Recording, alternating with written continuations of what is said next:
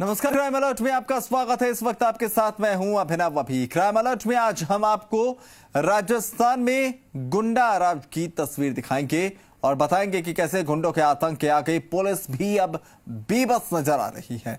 जिस इंसान को जिंदा रहते न्याय नहीं मिल पाता है, मौत के बाद 4 दिन तक लाश न्याय के इंतजार में थाने के बाहर पड़ी रहती है, लेकिन खाकी गुंडों के गिरेबान में हाथ नहीं डाल पाती।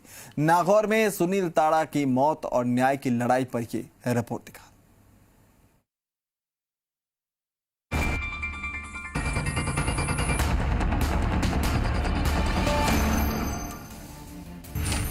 नागौर में तालिबानी न्याय। सामाजिक गुंडे बने हत्यारे। युवक की पीट पीट कर हत्या। सड़क पर न्याय की लड़ाई। न्याय के लिए सियासी संग्राम।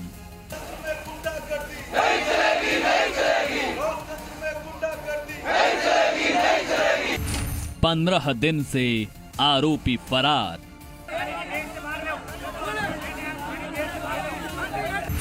4 दिन तक सड़क पर रहा शव। आरोपियों के आगे बेबस पुलिस। ये जो क्राइम हुआ है ये काफी गंभीर है। गंभीर बात ये है कि पुलिस की तरफ से इसमें लापरवाही रही। मौत, मातम, धरना और समझौता।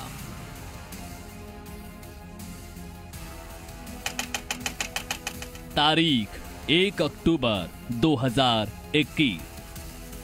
नागौर में गुंडों के तालिबानी न्याय ने कानून व्यवस्था की कलई खोल दी है।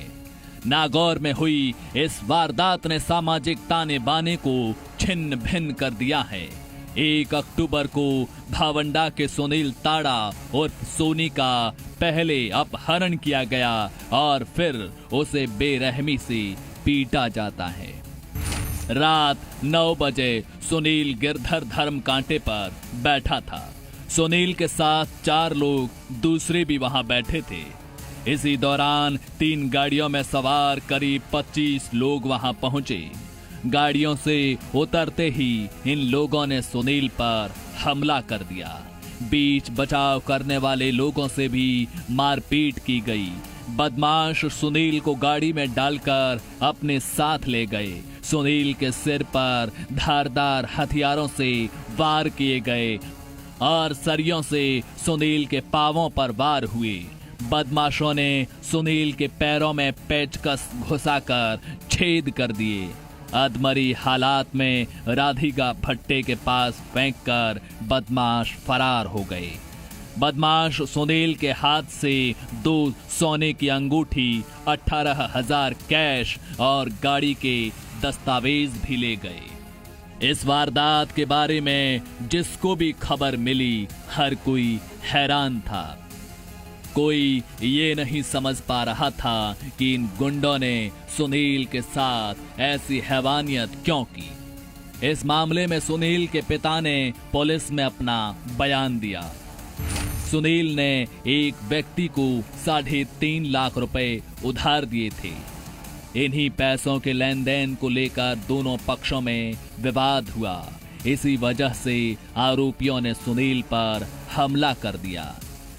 घायल सुनील को अस्पताल ले जाया गया।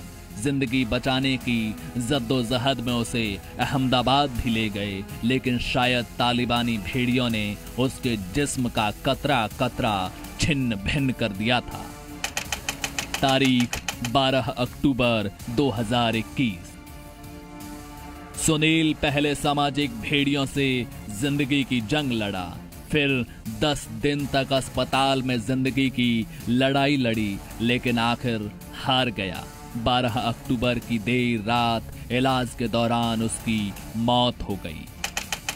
तारीख 13 अक्टूबर 2021। 13 अक्टूबर की सुबह परिजन शव को लेकर अहमदाबाद से नागौर के भावंडा थाने पहुंचे और आरोपियों की गिरफ्तारी की मांग को लेकर शव थाने के सामने रख दिया। आरोपियों की गिरफ्तारी की मांग हुई, लेकिन जो खाकी आरोपियों को नहीं पकड़ पाई, आरोपियों के पावर के आगे बेबस हो गई, वो परिजनों से टकरा गई। पुलिस और परिजनों में कहासुनी हुई। गुंडों पर न सही, गरीबों पर पुलिस का डंडा चला। लोगों को थाने से बाहर आना पड़ा और बाहर ही धरने पर बैठ गए।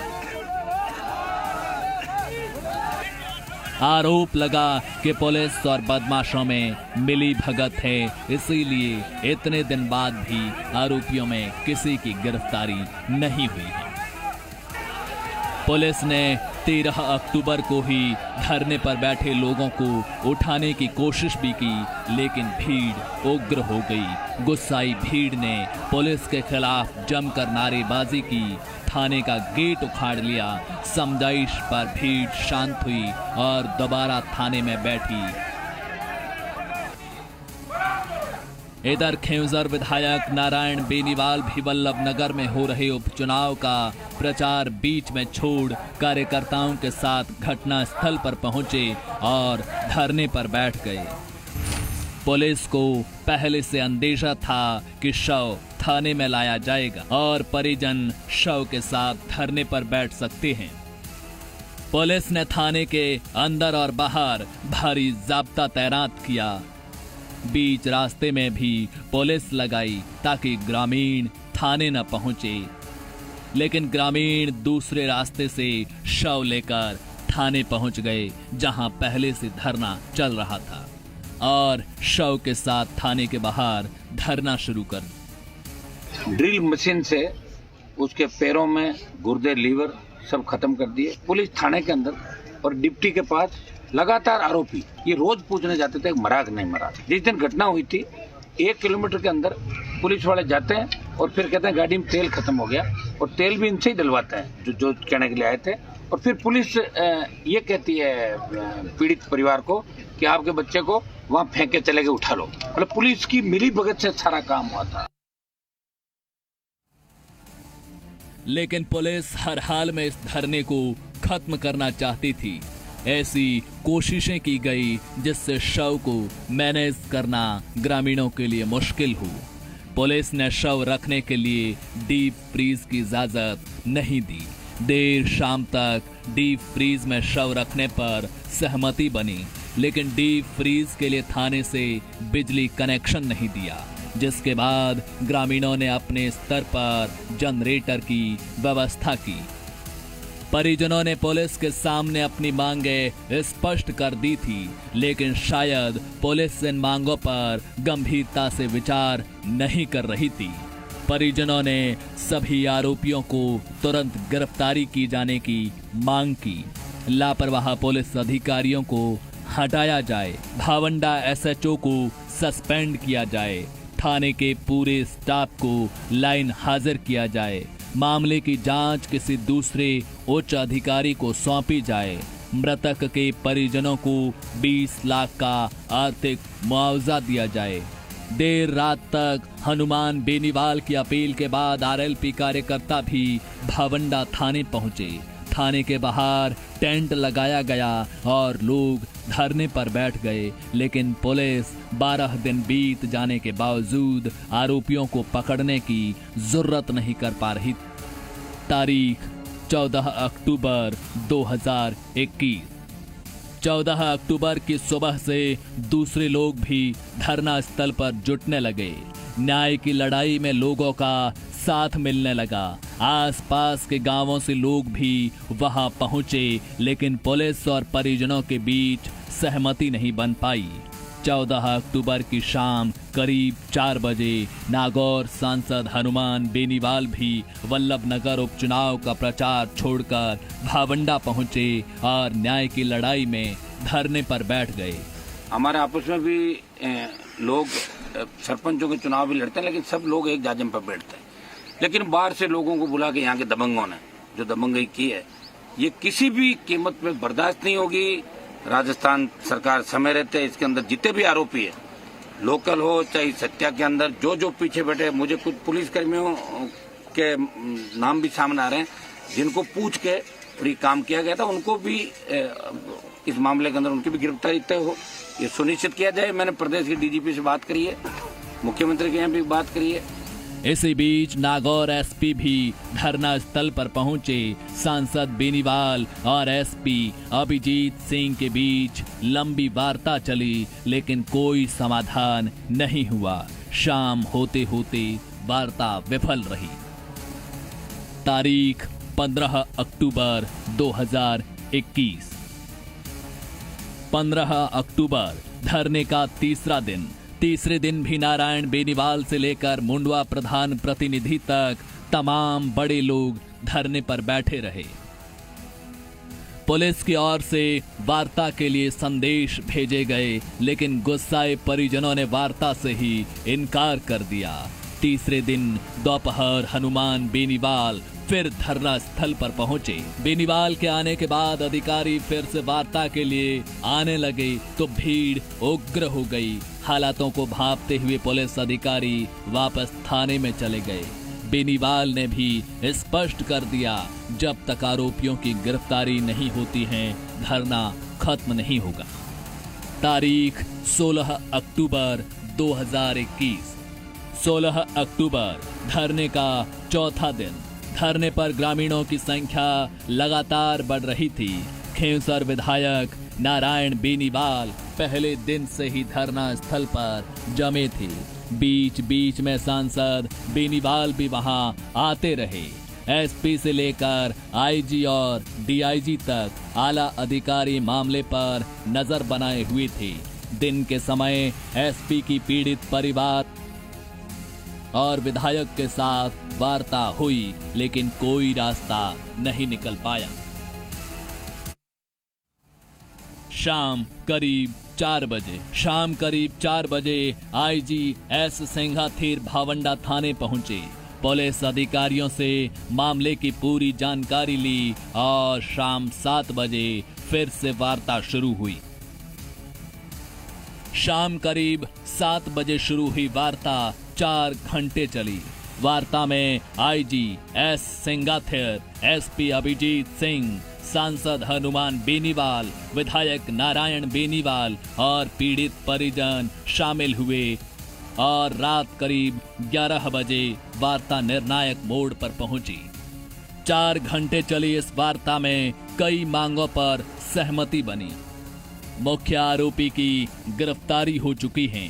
भावंडा थाना प्रभारी शंकरलाल और हेड कांस्टेबल भगवाना राम को निलंबित किया गया। 6 कांस्टेबलों को लाइन हाजिर किया गया। पीड़ित परिवार को राज्य सरकार की ओर से 5 लाख की मदद का ऐलान और जन सहयोग से 16 लाख रुपए पीड़ित परिवार को दिए जाएंगे। 7 दिन के अंदर बाकी सभी आरोपियों की गिरफ्तारी भी की जाएगी। डिमांड हमारी थी, प्रमुखता से जो हमारी मांगे थी वो सब लोगों की अब इच्छा भी थी जल्दी जल्दी मुलजिमों की गिरफ्तारी हो। सारी बातें बैठ के हो गई। 7 दिन का हमने टाइम दिया। इस आंदोलन को हमने खत्म नहीं किया, डेफर किया है। 7 दिन के अंदर अगर तमाम मुलजिम गिरफ्तार नहीं होते हैं तो राष्ट्रीय लोकतांत्रिक पार्टी पुणे बड़ा आंदोलन यहाँ पे करेगी। भावंडा थाना के घेराव के साथ साथ एसपी ऑफिस का घेराव भी करेंगे। आवश्यकता पड़ी तो हाईवे भी जाम करेंगे। 7 दिन का समय हमने डीजीपी साहब के, आईजी साहब के, चूंकि आईजी मौके पे आए, एसपी भी 3-4 बार मौके पे आए, प्रयास कर रहे हैं। अगर ये प्रयास पहले थाने के स्तर पर किए जाते तो एक आदमी की जान बचाई जा सकती थी। पुलिस की नेग्लिजेंसी रही है।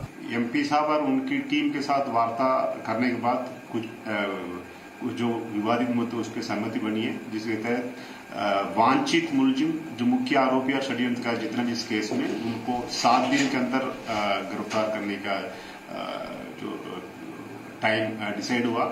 इसके साथ साथ इसमें पुलिस की लापरवाही की बात आई और मिलीभगत की बात आई। इस आरोप की जांच के लिए अलग से Shri Rajesh additional SP criminal range office Ajmer और उनकी टीम को लगाया। वो अलग से पुलिस की लापरवाही और मिलीभगत वाली बात के आरोप पर जांच करेंगे। और साथ साथ इस पूरे प्रकरण की जांच एडिशनल एसपी नागौर श्री राजेश मीना के नेतृत्व में एक विशेष टीम गठित है, उसकी जांच की जाएगी। और करीब 4 दिन बाद थाने के बाहर शव रहने के बाद सुनील ताड़ा का अंतिम संस्कार किया गया। ग्रामीणों ने प्रशासन को चेतावनी दी, अगर 7 दिन में आरोपी गिरफ्तार नहीं किए जाते हैं तो बड़ा आंदोलन किया जाएगा।